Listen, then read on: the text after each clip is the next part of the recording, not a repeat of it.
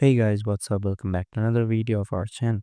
Today in this video, I'll show you how to fix Western Union error code C2002. So without wasting any more time, let's start our today's video. Encountering the Western Union error code C002 can be frustrating, but there are several steps you can take to resolve it. First of all, check your internet connection. Ensure that your internet connection is stable. If needed, reset your network settings.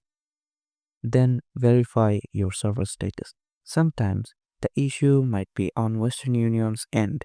Check their server status and wait if it is down. Make sure your account is verified and all necessary information is up to date. Use alternative payment methods such as credit card, debit card, bank transfer, or in-person payment. Clear browser cache and cookies.